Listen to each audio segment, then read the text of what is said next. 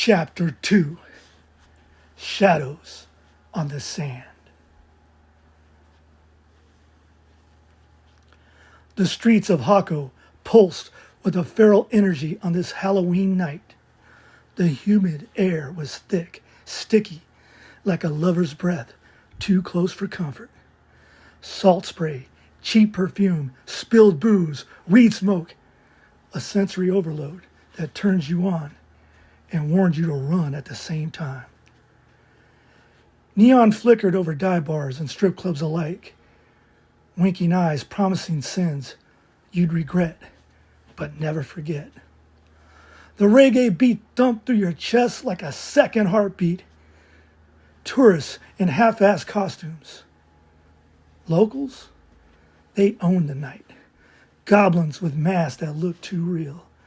Demons with horns that caught the light like sharpened blades. White hoods scrawled with red and black markers.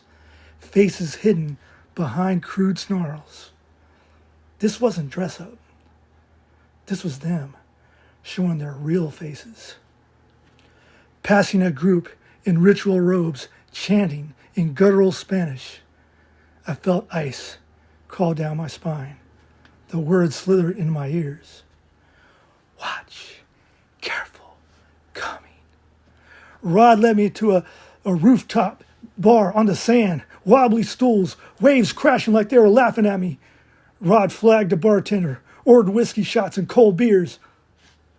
On me, brother, he said, slapping my back way too hard. Then he leaned in, breath hot and sour.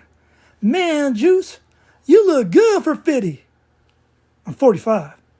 Same shit. Man, those eyes could charm the panties off a nun. I was wearing sunglasses. He was laying it on thick. Something was off. Rod kept vanishing, leaving me alone in a crowd of masked predators. I bought cigarettes, even though I quit years ago. Just one of the first bad decisions of the night.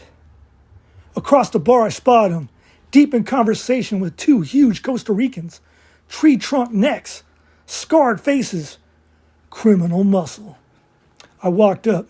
What's up, guys? I was met with ice-cold stares. Rod jumped in with a forced laugh. Whoa, Juice, pay more attention to the girls, man. I don't swing that way. I wasn't buying it. Then he grinned. Yo, spit one of your old rhymes for them. I hesitated. But fuck it. Maybe I can make friends. But not that spiritual shit, Rod said. Kick one of your other ones. So I let her rip. Hey, yo, I am the seed. I am the yolk. I am the difference between devastation and hope. I'm not the spirit, but rather the tongues that it invokes. I am the separation of light and seeing, lying and believing, loving and breathing, complacency and leaping. I am self-loathing. I am the true reflection of self. Despite my name brand clothing, they erupted in laughter like I was a clown. They pointed at my white fur coat, my Louis Vuitton kicks. I thought to myself, yeah, laugh it up, boys. This coat costs more than your whole village. And these Louis have stepped in places your mamas only dream about. To tell the truth, I did look like a polar bear at a beach rave. Even the demon whispers in my head were chuckling. Suddenly, 3 women sauntered over. Stunning, dangerous, tiny bikinis, fishnet tops, curves that begged to be touched. Dark hair like midnight silk, blood red lips, eyes promising paradise for a price. The lead hooker, Maria, slid onto my lap, her perfume wrapped around me like a spell. Hola, guapos. Hands on my thighs, whispers in my ears. I bought in. Maria pulled out a bag of white powder. Just a line, Rod urged, snorting first. Maria's pinky nail dipped into the bag under our huddle, one sweep of the room. Bartender looking away.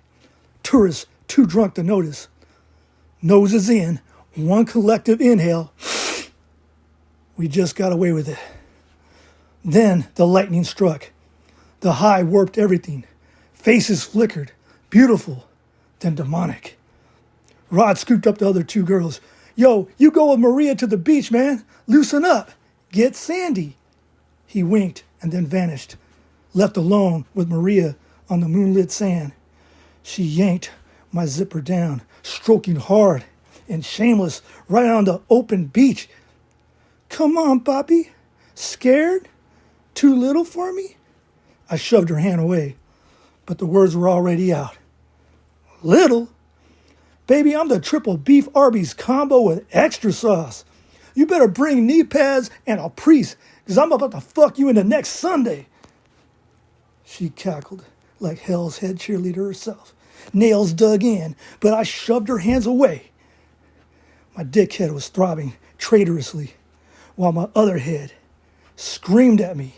It was a setup. The joke died in my throat as the drugs hit a new gear. I wasn't sure what happened next on that moonlit beach.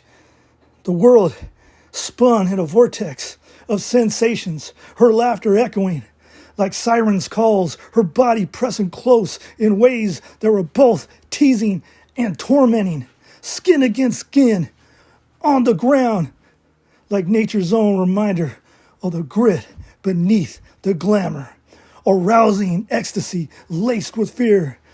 Then something very strange came to pass.